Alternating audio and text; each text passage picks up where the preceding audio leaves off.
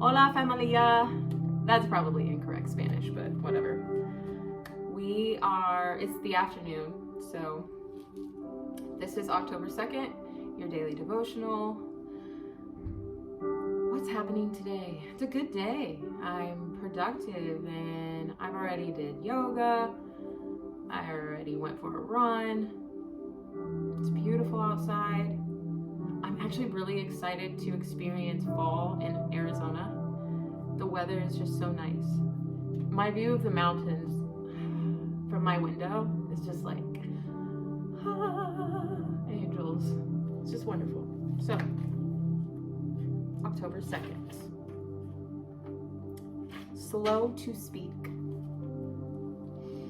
It's no secret women love to talk. Get a bunch of women in one room and there are times that you cannot hear yourself think over the sound of the chatter. We are often quick to cut in with a thought because our minds race constantly with all that we have to say. That is so true. But nowhere in the Bible does it say you really should speak before thinking. Say what you want when you want to. Instead, it tells us to be quick to listen and slow to speak. See James 1, verse 19. That's not an easy thing for us to do, especially when it seems we are built to talk. Proverbs 21, verse 23 says, "Whoever guards his mouth and tongue keeps his soul from troubles." Listen for the word that the Lord himself has planted in you today. He wants to talk with you. Are you willing to listen? Take a moment to hear what he has for you. So I've been doing this new thing every day for the last few days. I put a do not disturb message on my phone, so if anyone texts me, they'll get that, and if you call,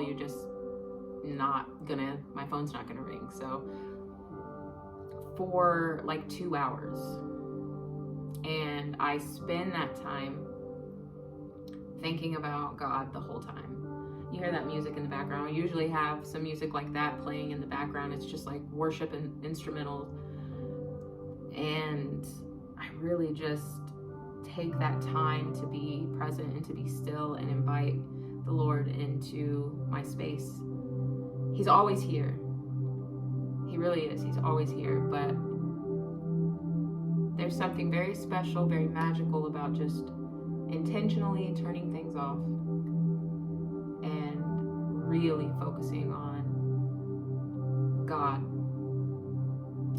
and asking Jesus to be here, be with me. And I talk and I cry and I'm thanking him for things and I'm asking him for things. Some of it is probably crazy, but that's what I've been taught to do. If you want something, ask him for it. Just ask him. If you don't get it, then okay, it didn't hurt anything. Like, he's the Father. Just ask him for it. He might give it to you. And I keep asking him for some things. And the thing is, like, God, and I truly believe this, God knows the desires of our hearts already. And I believe that if it's on my heart, if this thing, whatever this thing is heavy on my heart, then it's also on his heart. Because he created us. He created me. I have these desires and these wants, these needs and things because he placed them inside of me.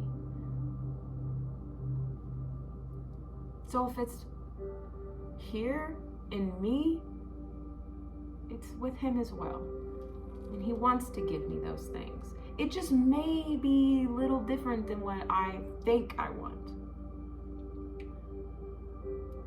We are really bad at being God. I'm terrible at being God, so I have to remind myself of that sometimes and hand it over. And in those moments of that prayer time, I allow myself to just be quiet. And usually I'm sobbing, usually I'm crying because I just feel so connected and I can feel his presence with me.